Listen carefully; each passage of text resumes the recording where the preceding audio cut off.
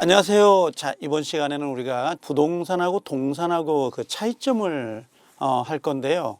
보통 부동산이다라고 할 때 여기 잠깐 체크해 놓으면 부동산하고 동산이다라고 하는 거잖아요, 지금. 원래는 우리가 물권에 가면 물권법이라는 데가 민초이 끝나면 물권법이잖아요. 물권법에 가면 부동산하고 동산을 뚜렷하게 구별이 돼요. 거기까지 나가게 되면. 근데 지금 우리 민법 총칙에서 부동산하고 동산 내용을 지금 보고 있는 거거든요.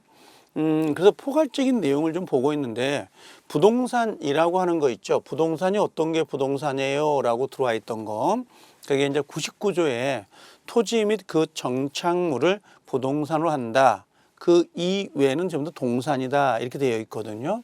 그럼 첫 번째 어떤 경우가 있냐면, 부동산의 가장 대표적인 게 토지다라고 보시면 돼요. 토지가 가장 대표적으로 부동산이죠. 토지를 사는 것은 우리가 보통 필지, 이런 형태로 쓰죠. 필지, 한 필지, 두 필지, 이렇게 정리가 될 것이고요. 두 번째로 부동산은 누가 있냐 그러니 정착물이거든요. 가장 대표적인 게 이제 건물이죠.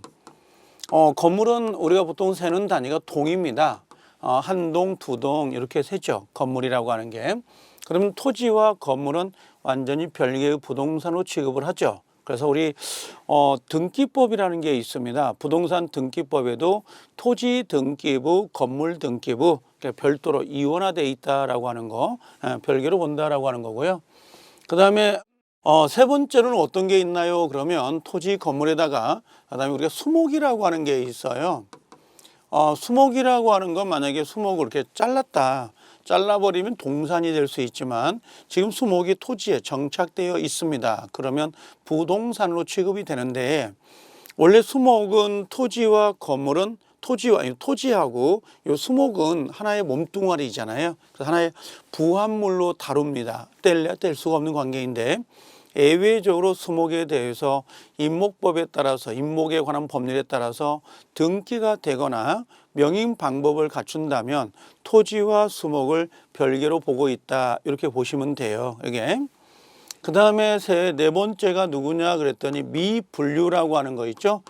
미분류, 과실이다라고 하는 거. 그래서 사과나무에 사과가 주렁주렁 열려 있다. 그러면 사과가 주렁주렁 열려 있을 때 요걸 따는 순간은 동산이지만, 여기 지금 주렁주렁 열려 있는 거잖아요. 그때는 부동산으로 취급된다. 그러면 사과나무에 사과가 달려 있으면 당연히 사과나무 소유자가 그 과실의 수취권을 갖는 게 원칙입니다. 근데 예외적으로 미분류 과실이더라도 명인 방법이라는 게 있었잖아요. 외부에서 이 사과가 누구 건지를 알 수 있도록 공시가 되어 있다면, 사과나무하고 요 과실 있죠. 미분류 과실은 별개로 취급합니다. 이렇게 보시면 돼요. 별개로 취급을 하는 게 미분류 과실이다라고 하는 겁니다.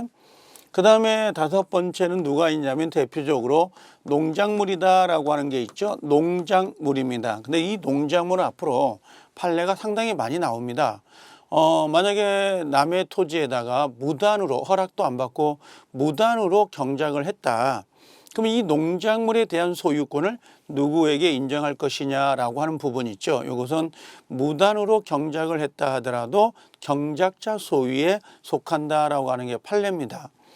그 근거는 여러 가지가 있습니다. 근데 가장 대표적인 게, 농작물이라는 것은 생육기간이 좀 짧다라고 보는 거죠. 예를 들면 쪽파, 상추 이런 것들은 너무 생육기간이 짧기 때문에 경작자 소유에 속한다 하더라도 토지 소유자에게 큰 손해가 발생되진 않을 것이다 라고 하는 거죠.